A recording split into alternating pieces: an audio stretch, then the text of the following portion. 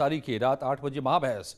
और दूसरी बड़ी खबर का रुख करते हैं। यूपी पंचायत चुनाव को लेकर सुप्रीम कोर्ट से यूपी की योगी सरकार को जीत मिली है, राहत मिली है। सुप्रीम कोर्ट ने मामले में दखल देने से इनकार कर दिया। सुप्रीम कोर्ट ने याचिकाकर्ता को हाईकोर्ट जाने को कहा है। आपको बताएं कि सुप्रीम कोर्ट में याचिकाकर्ता ने कहा था कि हाईकोर्ट ने मुख्य दलीलों को नहीं सुना। याचिकाकर्ता के वकील 1995 की आरक्षण सूची के आधार पर चुनाव कराना बेहतर कोशिश थी, ये बताया था, लेकिन उसे बदल दिया गया। यानी कि अब आज के सुप्रीम कोर्ट के फैसले के बाद एक तरह से पंचायत चुनाव का रास्ता साफ हो गया।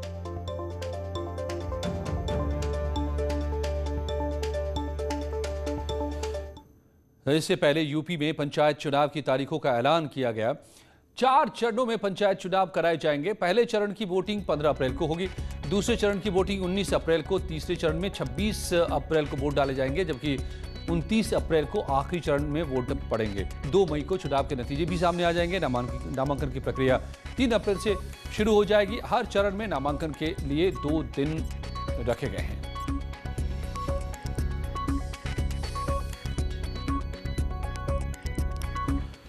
और नामांकन की तारीखों को नोट कर लीजिए। 3-4 अप्रैल को पहले चरण के लिए नामांकन का काम होगा। यानी आपको चुनाव लड़ना है तो 3 या 4 तारीख को अपनी अर्जी दाखिल कर देनी होगी।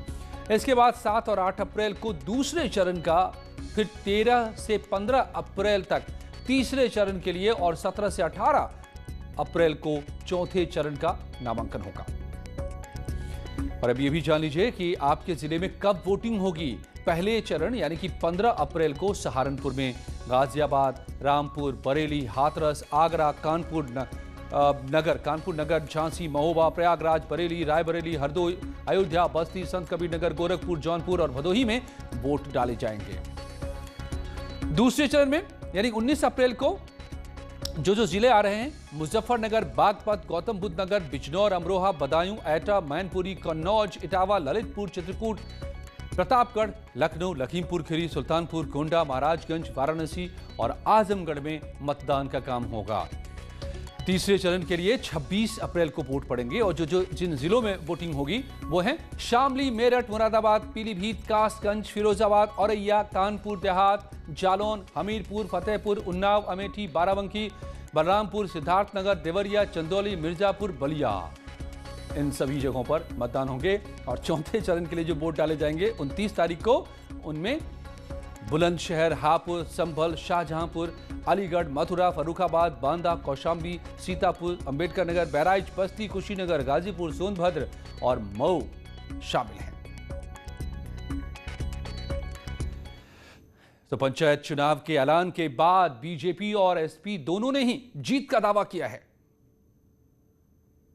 हमारे कार्यकर्ता भारतीय जनता पार्टी के, आप जानते हैं, बूथ स्तर पे हमेशा तैयार रहते हैं और तैयार है। और कोई भी चुनाव हो, किसी तरह का भी चुनाव हो, कार्यकर्ता हमेशा मजबूती से लगे रहते हैं और हर चुनाव जीत के आते हैं। ये भी उत्तर प्रदेश के पंचायती चुनाव में भारतीय जनता पार्टी की हार तय है। चाहे वो कितना भी पुलिस का दुरुपयोग कर ले, कितना भी मशीनरी का दुरुपयोग कर ले, कितना भी सत्ता का दुरुपयोग कर ले, क्योंकि भारतीय जनता पार्टी ने किसानों के साथ अन्याय किया है, युवकों के साथ अन्याय किया है, महिलाओं के साथ अन्याय किया है, कोई काम नहीं किया है। सिर्फ असली मुद्दों से ध्यान भटकाने की बात की है। इस बार भारतीय जनता पार्टी की हार होगी और समाजवादी पार्टी उत्तर प्रदेश के पंचायती इलेक्शन में अपना परचम लहराएगी।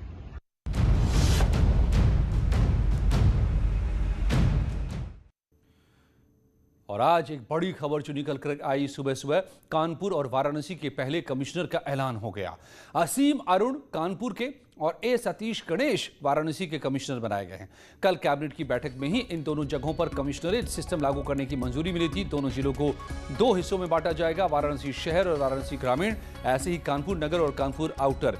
कमिश्नरेट सिस्टम लागू होने से कानून व्यवस्था से जुड़े मामलों में डीएम का दखल खत्म होगा और पुलिस के पास सारे अधिकार होंगे।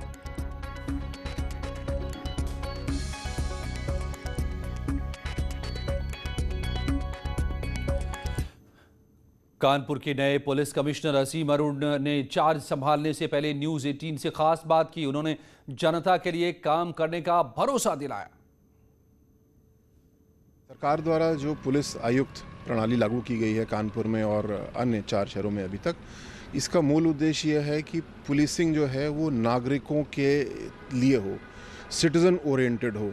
और उसके लिए ज़्यादा अधिकारी, विशेषज्ञ अधिकारी लगाए जा रहे हैं, कुछ शक्तियां और दी जा रही हैं, जिससे कि शहर की नागरिकों की क्वालिटी ऑफ लाइफ अच्छी की जाए, अपराध पर नियंत्रण लगे, जो जन शिकायतें हैं, पब्लिक ग्रीवेंसेज हैं, उनको बहुत तेज़ी से हल किया जाए।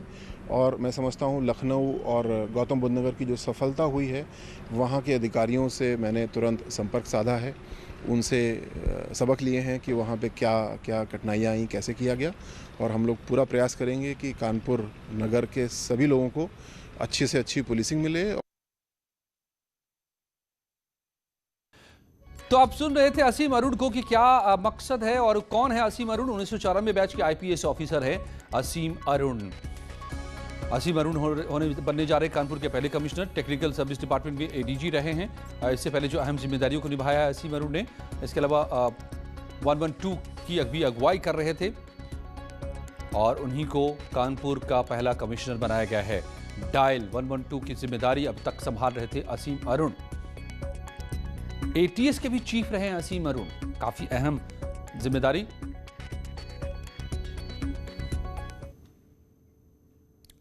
तो लौटते हैं कुछ ही पलों में और दमदार खबरों के साथ।